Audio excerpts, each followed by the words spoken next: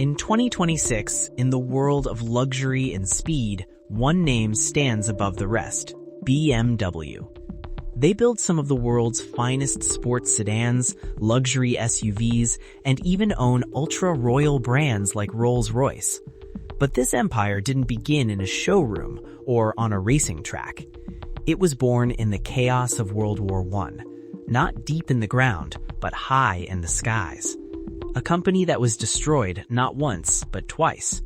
A company the world tried to erase, yet every time it came back stronger. This is not just the story of a car brand. This is a story of engineering, politics, and survival at its extreme. Kings of the Sky. 1916. The flames of World War I were spreading across the world, and in the skies above Germany, one name ruled: Bayerische Motorenwerke, or BMW. They didn't build cars, they built aircraft engines. Their engines powered warplanes that struck fear into their enemies. But in 1919, everything changed. The Treaty of Versailles banned Germany from producing aircraft engines. Overnight, BMW's sky-high ambitions came crashing down to earth. The same engineers who once built engines for warplanes were now forced to make kitchen equipment and train brakes. But one thing never changed: their obsession with speed. Reinvention and the first machines. 1923. BMW made a bold decision. They would come down to the ground. Their first breakthrough was the BMW R32 motorcycle, an engineering masterpiece.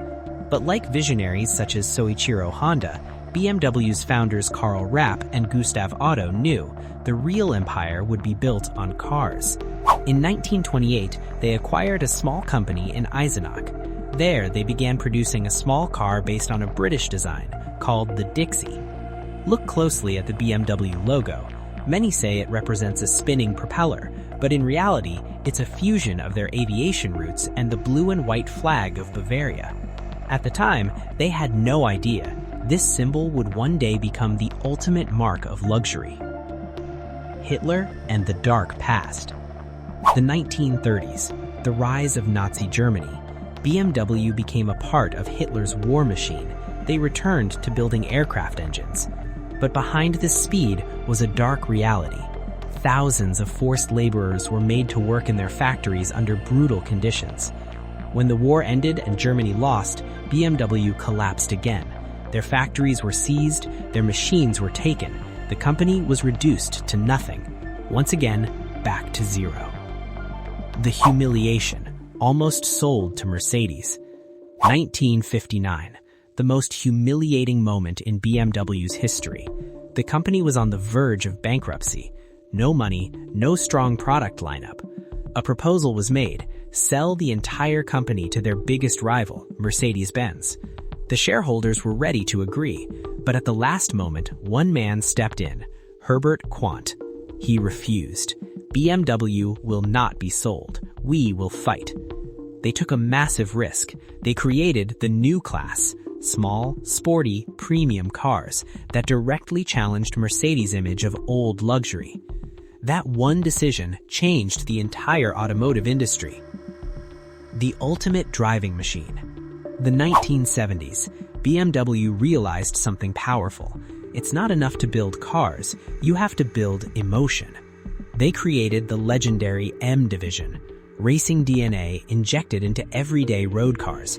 And then they made a bold statement: our cars are not just for comfort, they are the ultimate driving machine. They targeted a new generation. People who don't just want to reach a destination, but want to feel every second of the drive. Today, BMW is not just transportation, it's a statement of success and performance.